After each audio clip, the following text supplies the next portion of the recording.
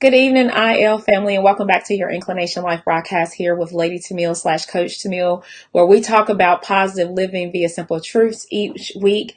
I missed you guys on yesterday, but it was Memorial Day, and I pray that everybody had a wonderful day doing whatever it is that you were allowed to do, whether it been celebration, relaxation, regrouping, or whatever. I pray that you indeed had a blessed one Monday, and so we are together on Tuesday night for our regularly scheduled broadcast. And tonight I want to talk to you about simmer a bit.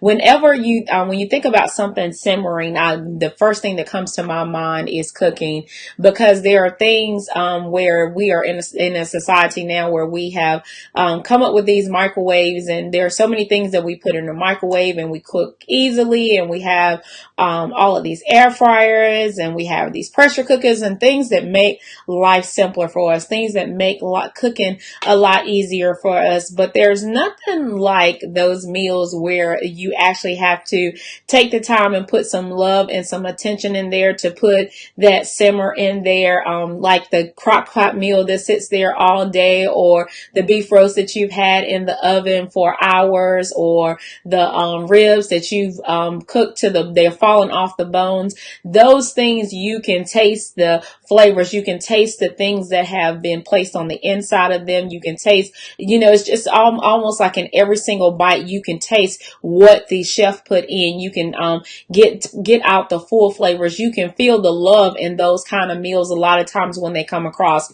And so the reason why I am talking to us about simmer a bit is because when I think about the society that we're in, and especially seeing this amongst the younger people, a lot of times what you see is we are in a society where everybody wants it now. I have this thing that I even do with my husband, and it's an inside joke, but I always say I want it now. And that is me being the person that says I've asked for something and I want it right now. But the funny thing about that mentality is that it spreads so far. It spreads all the way across. And we see this with people on their jobs. We see this in education and careers. We see this just in life. And so many people are wanting to skip the processes that life requires. We see this in ministry. So many people are wanting to skip the processes in life to get to that end result, to get to that thing. And the thing about it is, when a lot of times when things are fast forwarded in our life and we don't necessarily go through that simmering process,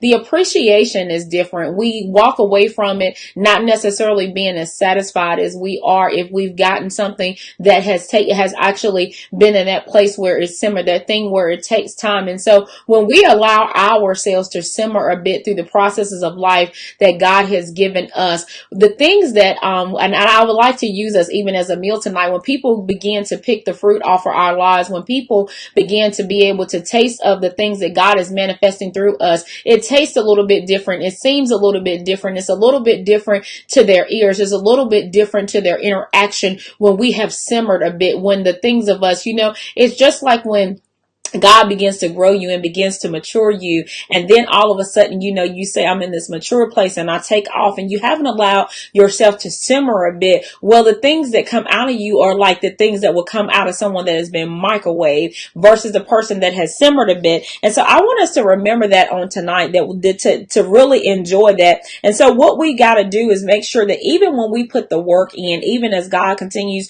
to grow us and to develop us, even as we go through whatever programs and things we go through in life, even as we're going through our careers and we're going after our aspirations, we got to remember that even after we hit that thing, it's just like the person that goes through college and they get a degree and they get the job offer. They don't always get the job offer that they wanted. The people that get probably the job offers they want are the ones that have simmered a bit. They are the ones that probably over the summer they went in and they did internships in places that they were wanting to go to, and they got into a place where they've put 4 years in at a company and interned there. And so the company in turn says, look, you've actually put in time here. You've actually simmered here. You've actually learned something, and you're not necessarily coming like right off of the grill. You're coming in and you've actually had the experience. So therefore you can walk into this place versus the person that spent their summers doing something else and they get the degree in their hand and they go on a job and they say, hey, look, we're going to put you in this job, but you have no clue what it is that you're doing. When we allow ourselves to simmer simmer a little bit in life. What even though it may seem like it takes longer, even though it may seem like the process is a lot slower than what some are experiencing, what we learn through that process is that what we're giving out is a lot better. What we're experiencing, the mindset is a lot more mature when we allow ourselves to just simmer a bit versus just hitting that ground running. And some ways that we can do this is the first thing that we need to do is we need to take a step back in life and really look. I feel like sometimes in life that we're so rushed, we're so pushing, we're so striving to get to the next and to the next, that we're pushing at such a fast pace that we never ever take a step back and actually look at ourselves, never take a step back and actually look at our lives, never take a step back and actually evaluate. A lot of times it takes almost life-changing situation. It takes things that literally brings us to our knees to actually make us to halt in life and to actually look and to evaluate where we are and what we're doing and why we're doing the things we're doing and why we're going after the things that we're going and why we have the mindsets that we have. Why do we think the way we do? Why do we act the way that? A lot of times it takes life-changing situations to make us to take that step back. But don't you know that's something that we can do all the time on our own if we would just take that step back and we would just allow ourselves to just simmer just a little bit. And so what we can do when we take that step back is we can actually look at our lives. You know, sometimes I found that when I actually take a step back, when I actually look, some of the things that I'm going after, I'm like, I really don't even want them. They're really not as meaningful to me as I really thought they were. There's something better in my life. There's something that I appreciate more. And definitely as God blesses me to live longer and to grow in wisdom in Him, I learned that there are a lot of things that I probably had on my list 20 years ago to do, or when I was in high school or whatever, that now today I would say those things really don't matter. But when you step back and you take a look, you actually see the things in life that have value. You see the things that have worth. You see the things that are priceless, that there's no dollar amount that you can put on, that there's no time of essence that you can put on, but there are actually prices in your life. You get a chance when you actually step back to take a look at your very mindset, to see the way you're thinking. Check your thinking sometimes. See if you're lining up with where it is that you really believe that you are. And then when you do this, you also can look at what you truly need. You know, when sometimes we're so busy going after the wants that we don't really sit back and say, you know what, God, I really got everything I need. And the beauty of that is when you allow yourself to simmer, when you allow yourself to sit back and to look at your life and look at how God has blessed you and what you have. Don't look over to your brother or to your sister, but look at your life and see what it is that you have. A lot of times you will find out more often than not that you have not only what you need, but you have more than what you need. And then what's surrounding you, what's in your life, these things satisfy if you're not always looking out, if you're looking in and you're saying, what is it that I really need, God? What is it that I need on my journey? What is it that I need in my life? What is going to fulfill me? What do I need for my mindset? When you actually take a step back and look, a lot of times it's already there. It's already there. And you're spending your wheels and your energy and your efforts on things that really, when you get down to the bottom of it, you're like, this is not what I need. God, I've already got everything that I need. And so you really find out your true desire. You find out the things that are in you when you allow yourself to take a step back and to simmer a bit and to evaluate yourself. You really see the true. When you look and you look around and you see, like, God, I really have what I need. You find out that you really have the true desire. You find out what you really need at the end of the day. And so there's some things that we need to remove in our life if we're going to be these people that simmer a little bit. We're not going to be in the microwave society anymore. We're going to step out of that boat, and we're not going to be like, I gotta have it now people,